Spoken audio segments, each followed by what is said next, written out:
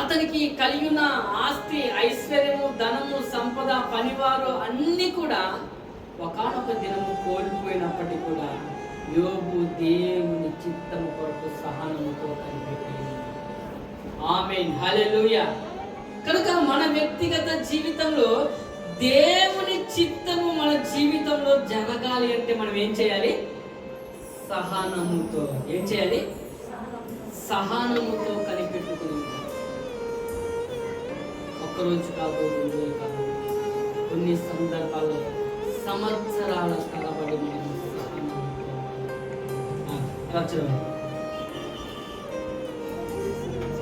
యెహోవా కొరకు నేను సహనముతో కనిపెట్టుకున్నందున ఆయన నాకు చెవియొక్కి నా మొర ఆలకించాడు.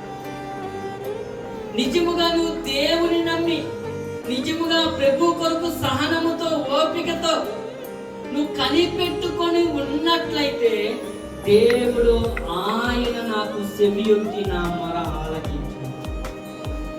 దేవుడు ఖచ్చితంగా మన అక్కర్లేంటో, మన అవసరతలు ఏమిటో దేవుడు గ్రహించుకొని దేవుడు మనకు సహాయం అనుగ్రహించాడు. ఏమంటుంది ఇక్కడ? నా మొర ఆలకించు. దేవుడు ఎప్పుడు మన మొర ఆలకిస్తాడు? సహనముతో. సహనముతో నువ్వు సహనముతో కనిపెట్టుకున్నప్పుడు దేవుడు మన మొరను ఆలకించుకుంటాడు. దేవుడు మన ప్రశ్నలకు దేవుడు సమాధానములు గ్రహించుకుంటాడు.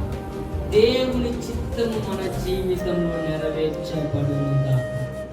ఇంకా చూడండి, సహనముతో కనిపెట్టుకొని ఉంటే జిగట గల దొంగ భూమిలో నుండి ఆయనను పైకెత్తెను, నా పాదములు బండ మీద నిలిపి నా అడుగులు స్థిరపరచు. దొంగల చేతిలో,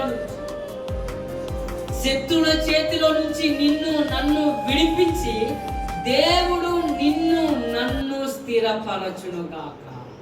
ఎప్పుడు దేవుడు నన్ను, మనలను, మన కుటుంబాన్ని, మన చేతి పనులను దేవుడు ఎప్పుడు స్థిరపరుస్తాడు? సహనముతో ఆయన కొరకు కనిపెట్టుకున్నప్పుడు. సహనముతో కనిపెట్టాలి.